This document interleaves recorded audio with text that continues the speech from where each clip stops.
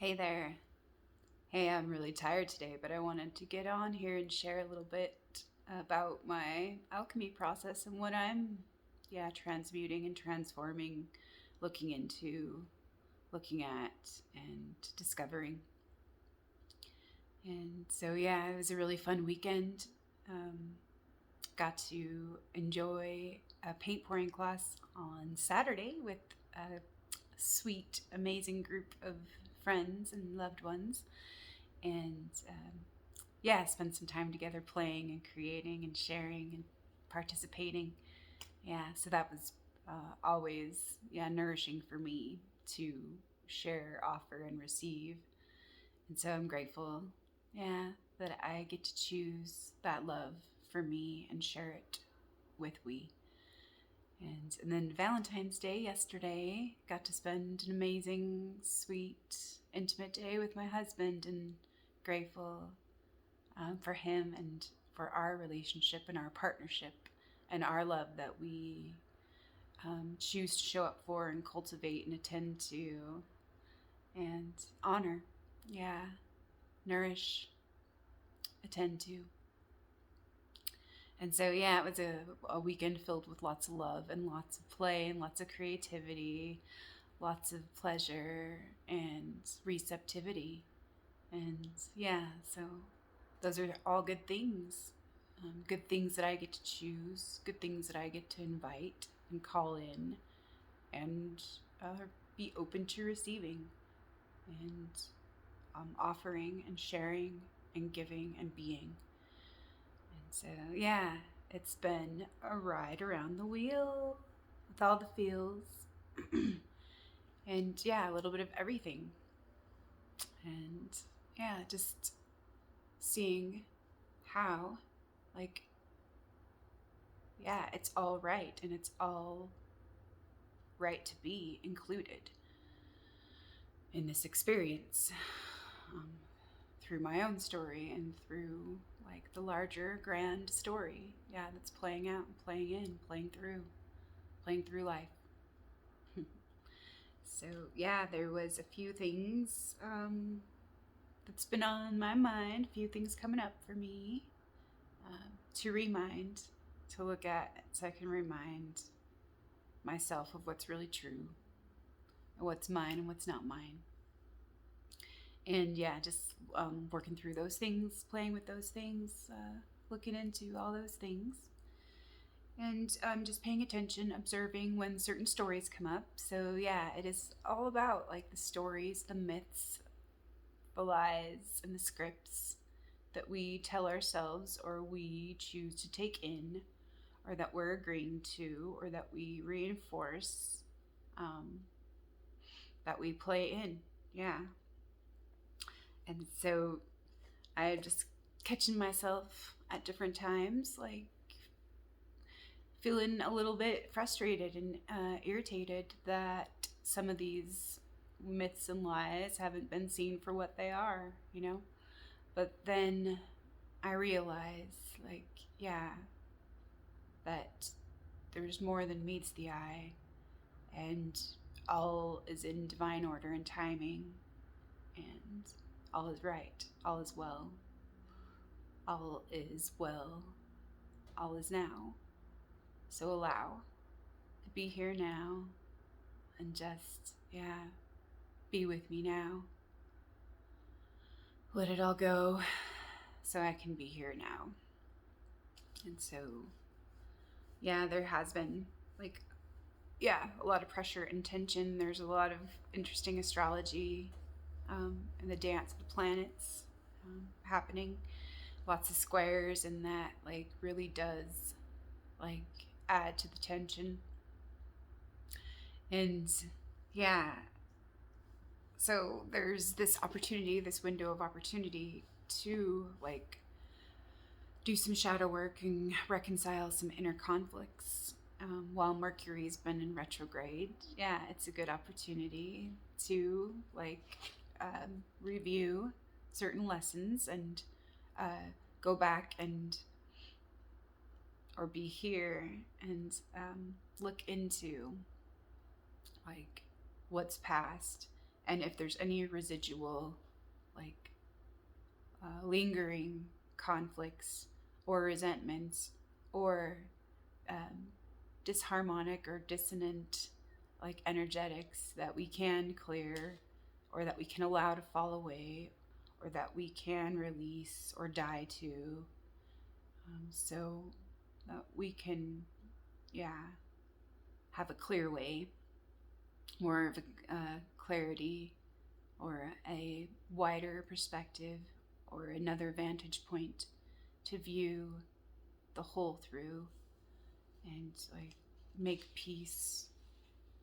within ourselves, make peace with what is, and be that peace so we can live, you know, we can embody that peace and be one at peace. Yeah. And so, yeah, there's just a couple things coming up, and I thought, yeah, there was some interesting synchronicities as well. And I'll share just what was coming up for me this morning. So there's a part of me that wants to tell it like it is, as the finger wagging no nonsense friend or foe. No one has any time for that kind of biznatch. Stupid weather manipulation and ass backward tricks.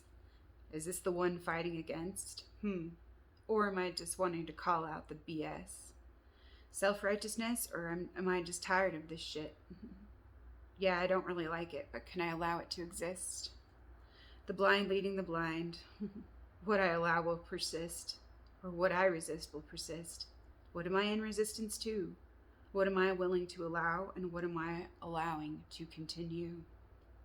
What needs to change and be released, or integrated, claimed, acknowledged, blessed, lovingly allowed to be, or be freed. Just so tired of the manipulation and the mind-controlled games of the lower ego and its machinations, the lies, false scripts and stories. Feeling the inner sassafras wanting to be snarky, sarcastic, and a little bit caustic. Black, dark, clever. Fuckwit. Fuckwit. Tired of being well and truly fucked around with, jerked around and played with, toyed with, messed with. What a bunch of bullshit. Enough is enough. That is fucking enough. I release these old burdens and I offer it up. I offer it back to be recycled so I can be free and begin a new cycle. So where am I, or might I be getting in my own way, playing at being the victim or the slave beast, the monster in the maze, the hero in a daze, the damsel in distress, the queen without a name, or a place to be, all my love for all of me. The White Witch of Narnia or the Ice Queen. She's not really human, but another type of thing.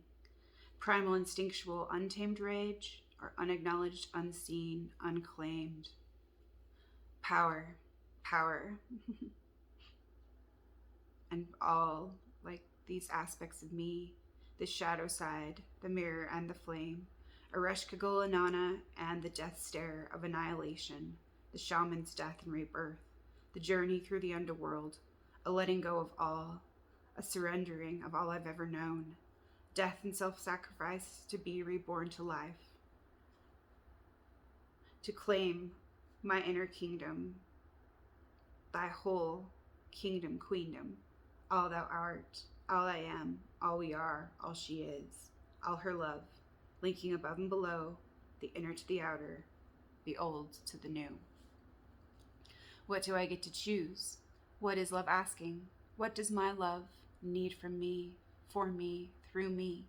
What can I choose, and what can I claim? What can I reclaim? My power to destroy, create, and sustain. My power to be here, witness, and be free. My power to direct and focus my energy, my intention, my love, and my power to be. What do I get to invite, call in, and appreciate? Where do I get to focus my attention and energy? What wants to be allowed to die and be released? What is ready to be reclaimed or freed to be? What is my love offering me? What wants to be expressed and experienced through me? What is it I know that I can let myself see? What is it I know deep inside me? What is it that I can allow myself to see? What can I let go of so I can receive? Surrender to love, face fears, and just breathe. So let it be, and so love be free. So yeah, that's what I wrote this morning, because there is some things that were coming up to bother me and and bug me. And it just goes along with like just some of the old programming, like where it just feels like, okay, it's coming up on a year here now, like where those who are willing to see, like we can ask to see, and we will be shown, yeah, what we were asking to see. And so, yeah, it just seems like it's been a long ride. And the thing that bothers me, and I know it's all a blessing in disguise too, but yeah, it's this old lie that the universe is a cold, dead, hostile place, or an unintelligent thing with no rhyme, no reason. And yeah, no validity or no legitimacy. Like it was all an accident of some kind. And that's not true, you know? And that's like a core belief, that is a false belief, like that the false system of domination and control has pretty much built its foundation on. And it's not self-sustaining. And that's why everything's collapsing, because, yeah, a lie cannot sustain the truth. And so, yeah, just kind of looking at those things and just kind of being irritated and angry about like the disconnection and the isolation and the manipulation and domination, and just surprised and flabbergasted that more of my loved ones aren't seeming to grasp that or get it. And it's like, well, why am I turning outward again, like, and expecting them to get it? Like, yeah. And so I bring it back to me, and I come back to center, and I recenter so I can be with me. And I'm like, well, who am I really angry with here? Like, yeah. And who am I blaming? And yeah, like all of that. So just like watching and witnessing like those kinds of stories come up. And I know that it's like righteous rage, righteous anger, like just tired of the bullshit. Enough is enough, you know? This dishonoring and this disallowance of life, like it's enough. That's enough of that. So, yeah. How do I get to direct my anger, listen to my anger, and respond to that? And yeah, respond with love, through love, for love. And so that's, yeah, just some of it. But yeah, the reason why, I mean, it's contributed to like the Maya, or the illusion, and the separation and the fragmentation and the compartmentalization, like is through disconnection, like disconnecting, yeah, through these programs of disconnection where we disconnect or we separate body and soul and body and mind and heart and mind, you know, and all that, and above and below. Yeah, so we're taught to see it all as separate and compartmentalized and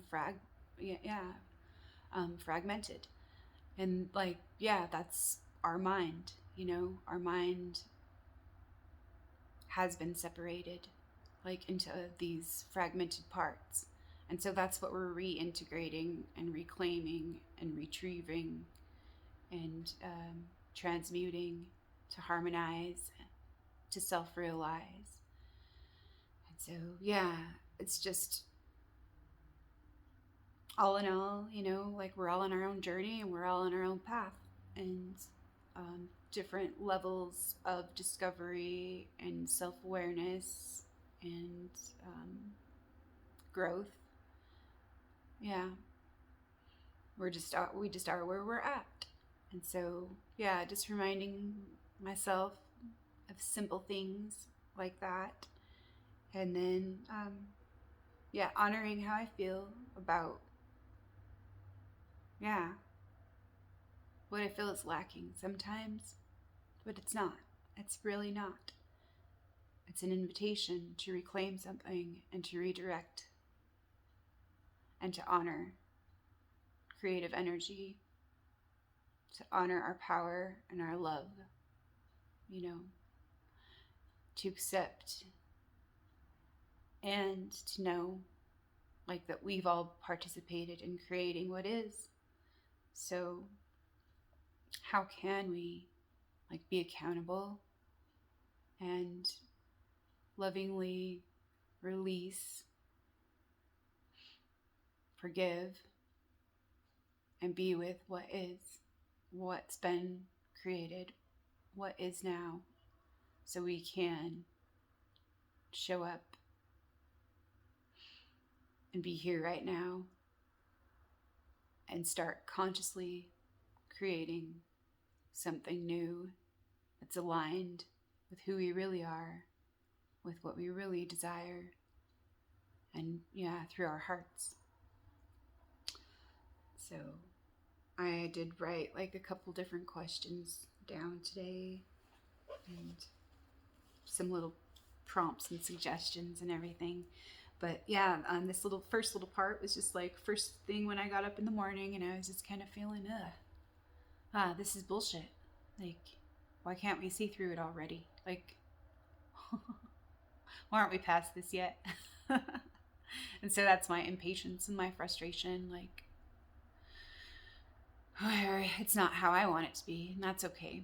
I'm just allowing that and looking at that, and and I can allow it to be what it is, all it is. And if it helps me, like if it puts a fire under my butt, like to show me where I get to show up and like take inspired action or take new action to create something different, to create something new, like that's the gift that it is for me, and I'll receive that for me and ask to remember what's really true. And so the things that I did remember today was like, it's okay for me to feel irritated about this and to see like and to witness these stories coming up. I don't need to attach to them or justify them or reinforce them. I can just witness and watch and allow them to be, or allow them to show me like what I really need. And so that's empowering, and that's a good reminder for me. And then I did choose to listen to some positive, uplifting things today to help remind me, and just using my intuition and what I felt drawn to or what was drawn to me. And I listened to someone's channel, and they read like excerpts from all of these divine channels and intuitive mediums. It's just like kind of like a collection of like divine inspiration that's channeled and offered to humanity. And so it's like there's always good little things in there and little gems and nuggets that I appreciate to help me like focus and recenter my energy. And so today after I wrote this down, like there were some things shared about Inanna and her journey through the underworld, and like that's exactly where Venus is traversing through in her cycle and through her dance. And that's like, that's kind of funny how I was just like kind of feeling that. And then I got this confirmation that that's what's happening. And it's funny, just feeling into that kind of stuff, and like experiencing my own journey through the darkness, and to realize like the light within, and to harmonize, and to die the shaman's death, so love can be born again. And so funny, I just listened to something on YouTube, and he just read the story of Inanna and her journey into the underworld, as that is the journey Venus is currently traversing through. As above, so below, so above as below. So enjoy today and enjoy my life. Let it all be. All the love it gets to be. All the love she is, I am, and we are. For we, she, and thee, all one, all free to be. So, how can we choose to clean it up, attend to, cleanse, care for our little corner, our part, our little place in the world, our life, our home, our container, our relationships, our well being, our community, our creation, our body of love, light, life, and creative energy? What can we call in and what can we be, claim, and embody? What can we dream, manifest, create, bring forth through our own well being, through our own ways of being? I am willing, and I ask the universe to go to work on our behalf for the highest love and the highest growth, the highest good of all. And so, yeah, one of the things that I was nudged this week to choose is to, like, yeah, write down some of my fears that are blocking me, or some of my fears that just get to be acknowledged and released, or just to know myself and say, okay, yeah, that's okay that I'm afraid of that, and have compassion and love for where I'm at. And so, yeah, I just wrote down a few things, and they're nothing new, really. Like, but I have noticed, like, things coming up and, like, little stories popping up, or, like, yeah, just randomly, like, throughout the week. And so, yeah, I'll just share some of my like personal fears that are related, to the collective, and, like, yeah, just my individual, like, experience. So there's the fears to face and conquer through love. A fear of confrontation, humiliation, and shame. A fear of being wrong and seen as unworthy. A fear of failure and making mistakes. A fear of violence and harm. A fear of suffering and pain. A fear of not being, having, or doing enough. A fear of losing love. A fear of losing a loved one. Fear of being unloved and unfairly judged. A fear of punishment and exile. Fear of rejection, criticism, being made an example of. Fear of being alone or doing it wrong. Fear of death or of losing control. Fear of the unknown, a fear of letting go. Fear of my own power, abuse or misuse. Fear of success. Fear of intimacy. Yeah. Fear of being seen. Fear of being invisible. Yeah. Fear of not being heard. Yeah. A fear of losing me. Yeah. And I just added those last couple ones. So it seemed right. It felt right. So,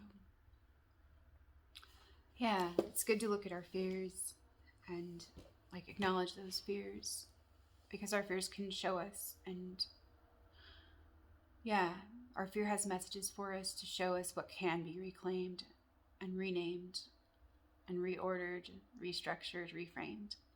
Yeah. So there's different parts of me, yeah, that are feeling like defensive and unworthy. And so, yeah, even though I know it's really true, I know that we are all worthy and that we always have been worthy, but it's just like deprogramming and upgrading, like uploading new programs that are more aligned with what's really true and with what I really know. And so, yeah, and so I'm just looking at, like, where and why I feel defensive, and, like, it stems from, like, these fears or from these old beliefs that there is lack, and that has to do with that myth and that story and that lie and that falsity, like, that we're all separate, and that we're separate from God, and we're separate from each other, and that we're separate from the earth, and we're separate from one another. So, yeah, just remember that we're whole and that we are all connected. And so, yeah, that's just, like, one of the ways we've been so manipulated is through this disconnection. And yeah, it has been like an orchestrated thing but there's some parts of ourselves that agreed to it in certain ways. But like we get to become aware of it now and choose our own way. And so yeah, this disconnection. So how have we been disconnected? Like in so many ways, like from our true selves and our true being. So there's so many different ways where we've experienced interference, or there has been like, yeah, this interference that has contributed to this disconnection, to our natural connections, our connection like with ourselves and our connection to God, connection with each other that we have, connection to nature. Yeah, because this is all part of us. And so, yeah, there's just a lot of pollution in a lot of different ways. Like, we aren't just in our environment, we are our environment. So, like, it's like clean up the pollution. And, like, there is, like, yeah, we can look at it in multidimensional ways. Like, there's air pollution, there's water pollution, there's, yeah, polluted uh, parts on the planet, like, and it can be a reflection to help us see like the junk and the clutter and the toxicity in our own minds, in our relationships, in our own belief systems. Yeah. And so there are 3 T's of disease, which are trauma, toxins, and thoughts. And so maybe we're not even aware of certain thoughts that are toxic, and like they relate to like what we've been through, like through trauma. And like, yeah, just through like repetitive behaviors or emotions that are reinforced so that like certain patterns keep being perpetuated, and we keep recreating the same suffering and cycles of fuckery, you know?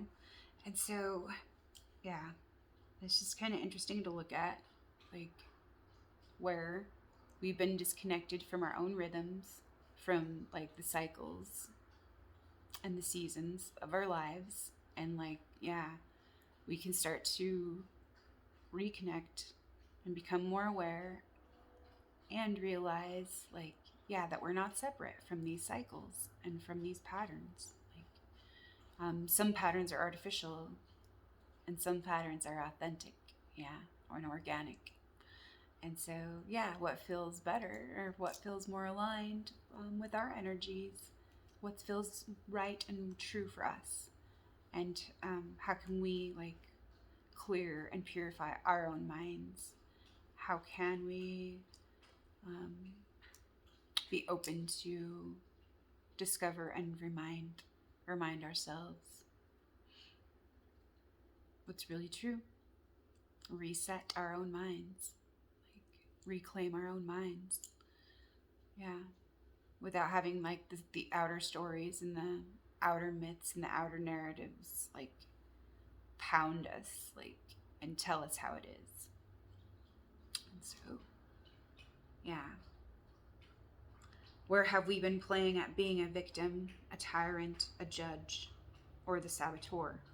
Who are we blaming and shaming and targeting? Who are we really angry with, and what can we forgive, allow, or release? What can we honor, and what can we retrieve? What can be realized, and what can be freed?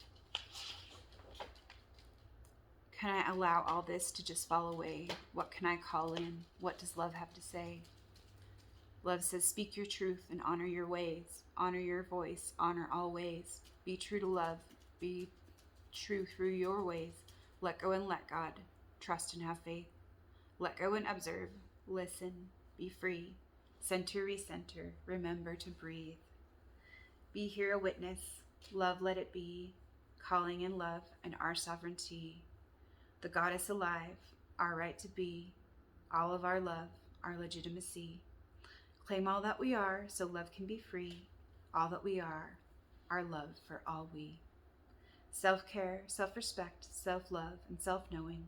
Know thyself, be thyself, love thyself, through thy being. Honor thyself, through one be at peace. Honor thyself through one. Live in peace. So, disconnection and reconnection. Unity through freedom.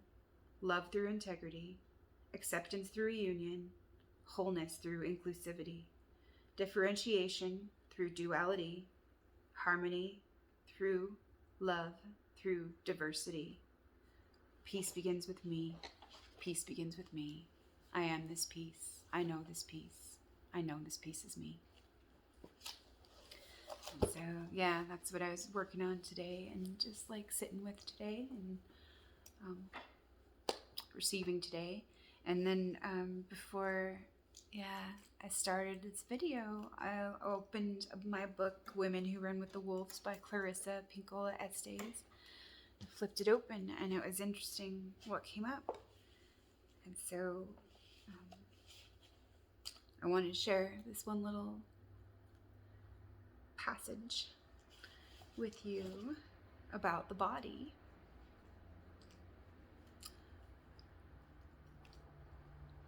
I found it really interesting. So it's the body in fairy tales. There are many mythos and fairy tales that describe the frailties and the wildness of the body. There is the Greek Hephaestus, the lame worker of precious metals, the Mexican Hartar, the double-bodied one, Venus born of the sea, the littlest tailor who is ugly but could create new life, the women of Giant Mountain who are courted for their strength, Thumbelina who is able to travel about magically, and many more. In fairy tales, certain magic objects have transportive and sensory abilities that are apt metaphors for body, such as magic leaf, magic carpet, cloud. Sometimes cloaks, shoes, shields, hats, and helmets give the power of invisibility, superior strength, far vision, and so forth. These are archetypal kith and kin.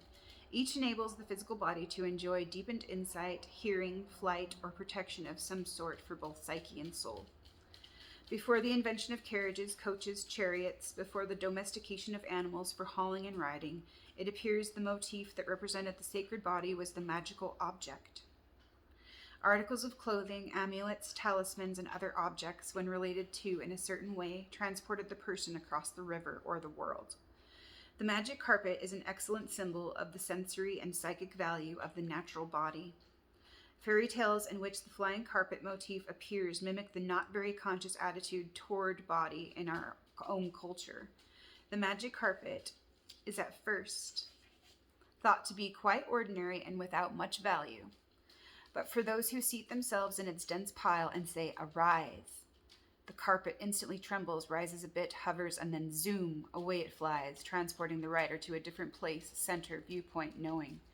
The body, through its states of arousal, awareness, and sensory experiences, such as listening to music, for instance, or hearing a loved one's voice, or smelling a certain fragrance, has the ability to transport us elsewhere. In fairy tales, as in mythos, the carpet signifies a form of locomotion, but of a certain kind, the kind that enables us to see into the world and into the underlife as well. In the Middle Eastern stories, it is the vehicle for spirit flight of the shamans.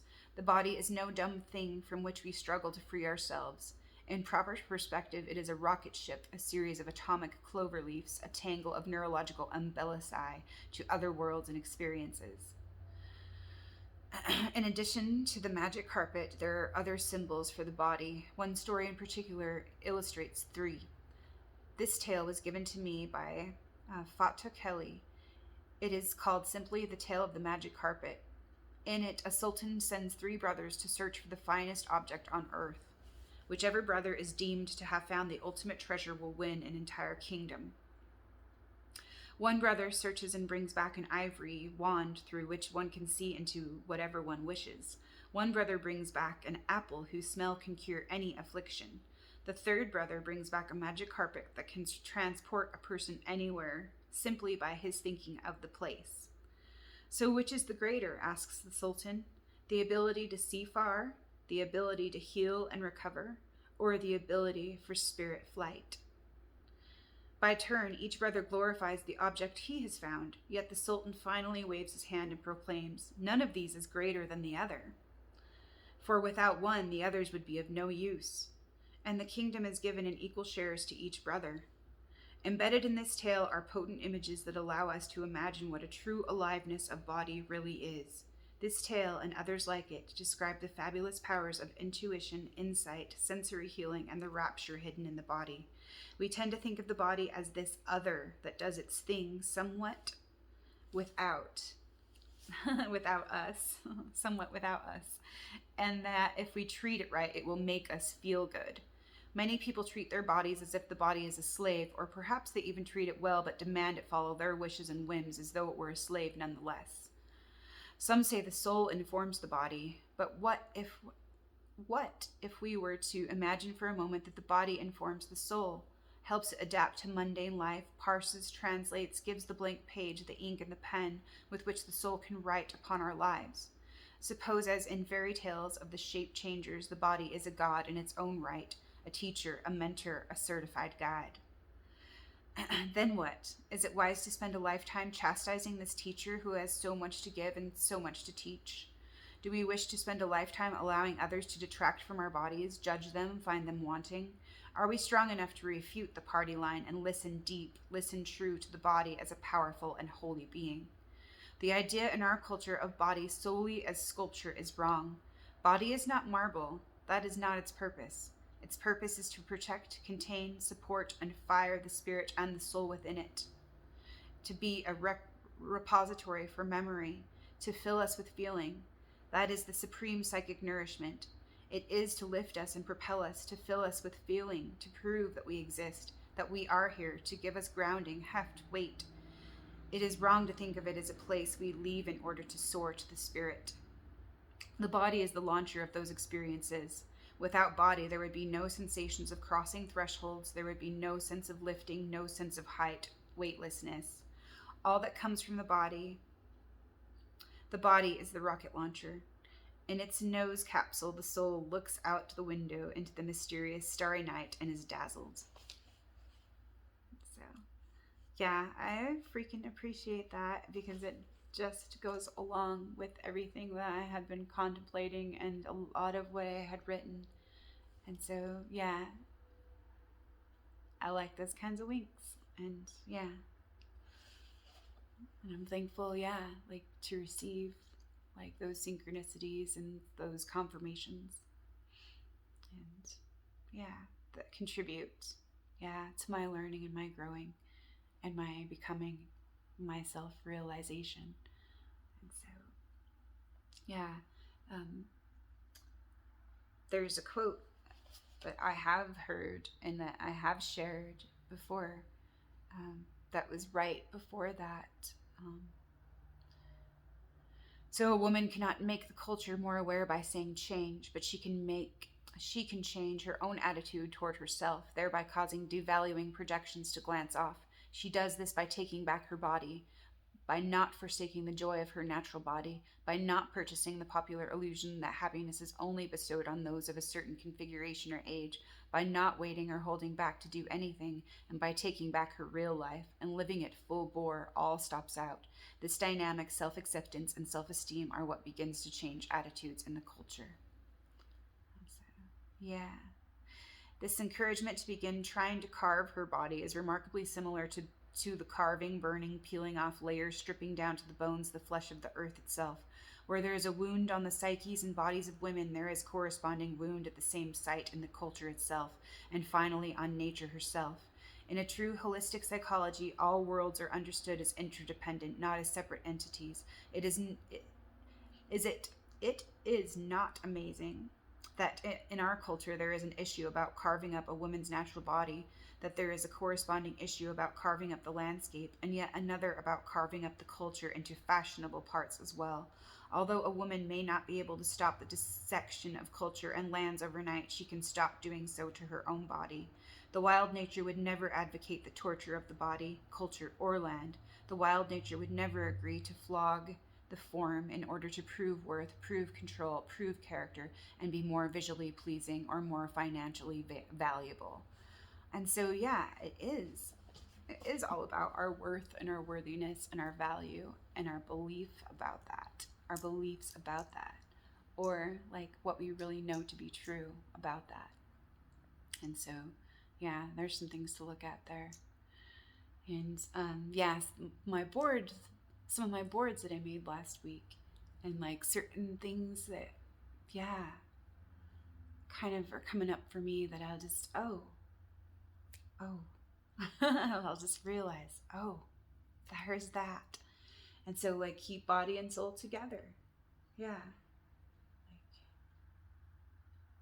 we're not separate. Like, the body and soul is not separate.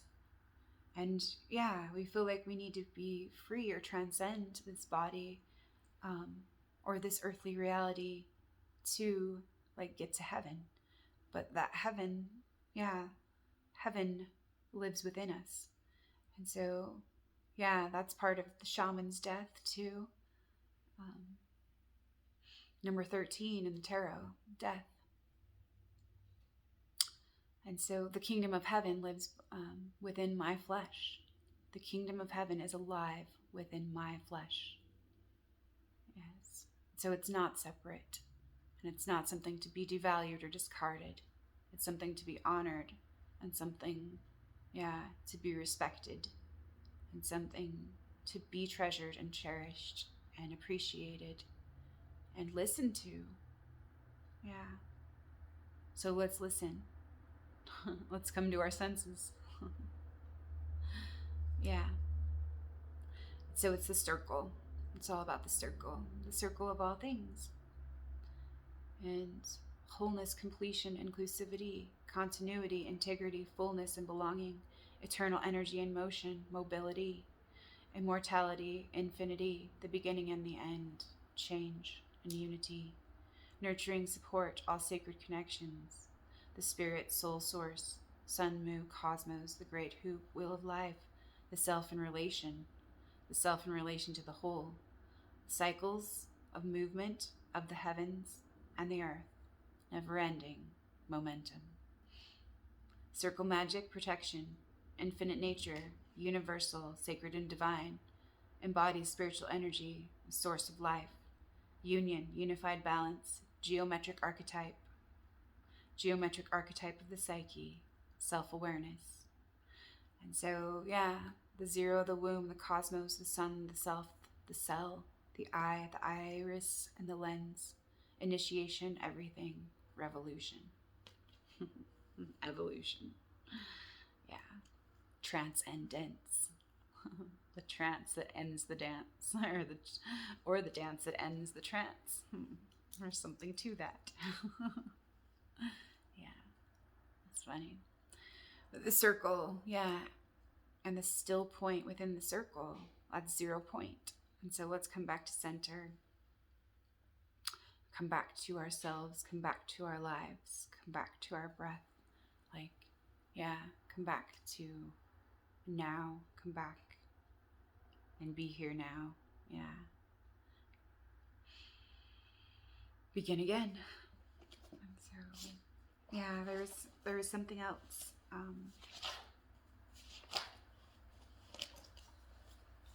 There's something else.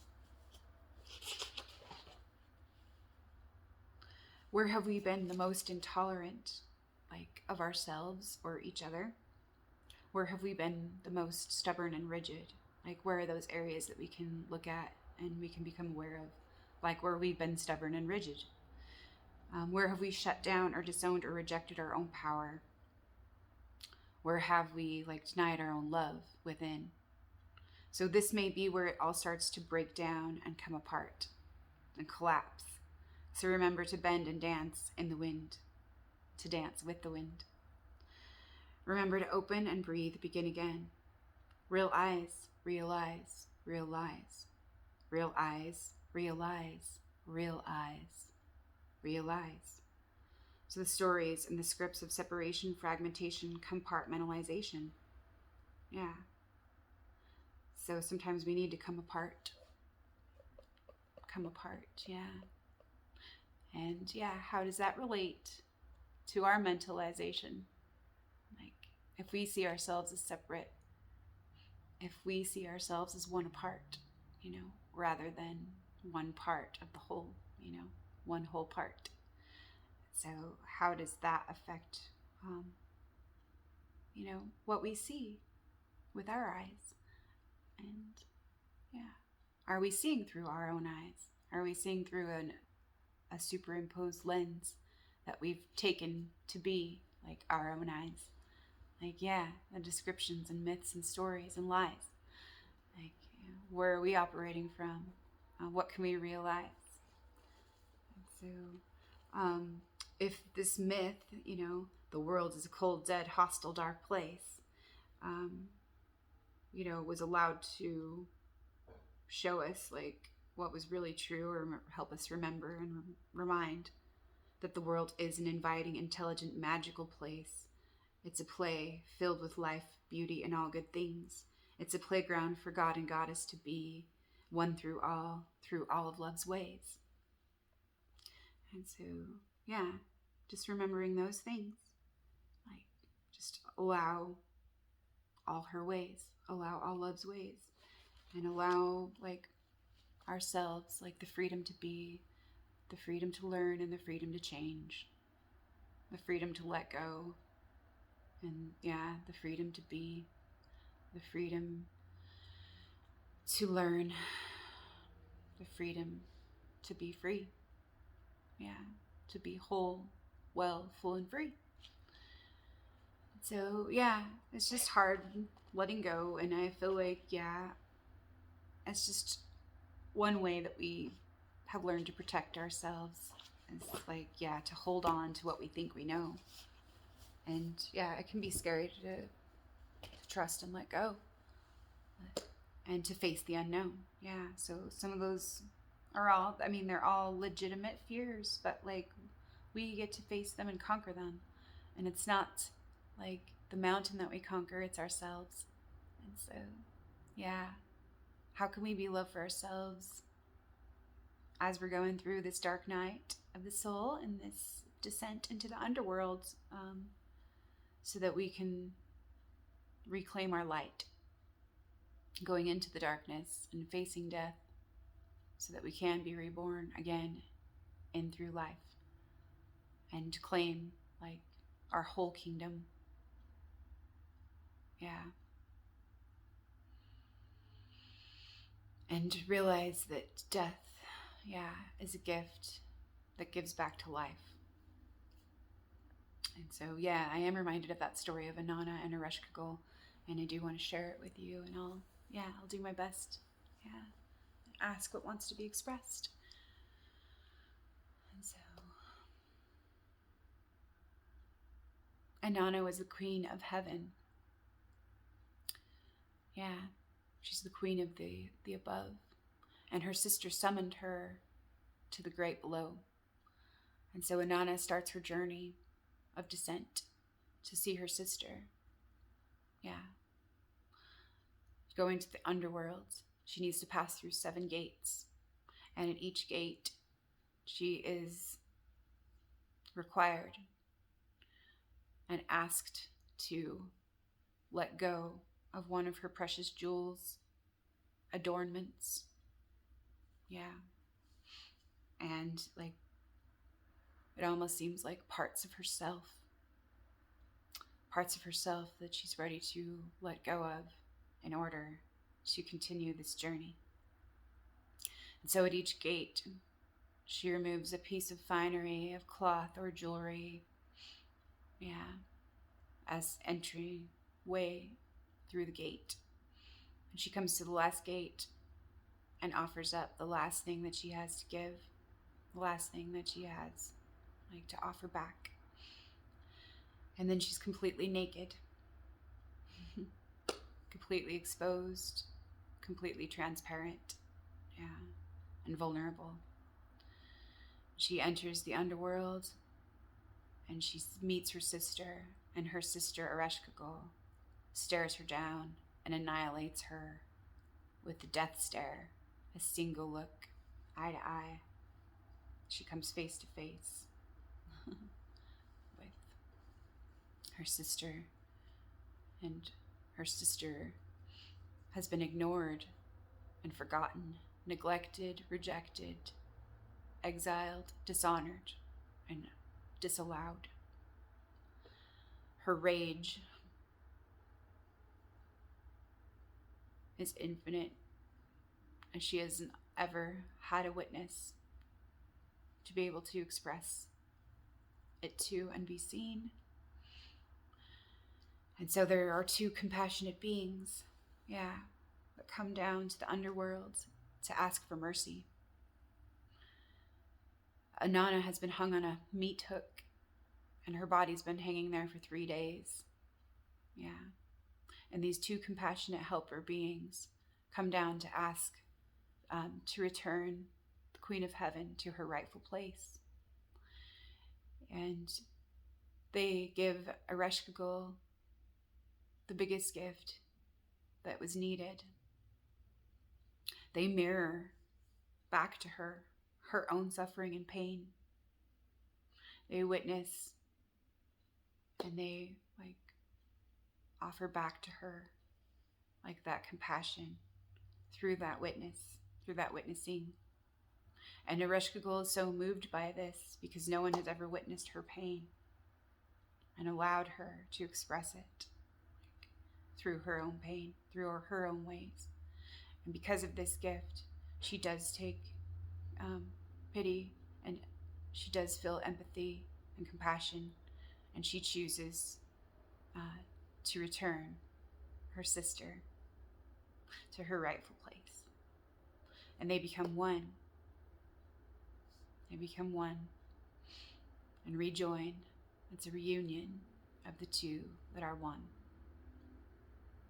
And she journeys and makes her ascent back up to the world of the above. But she will never be the same again. And the world of below and the world of above are now one.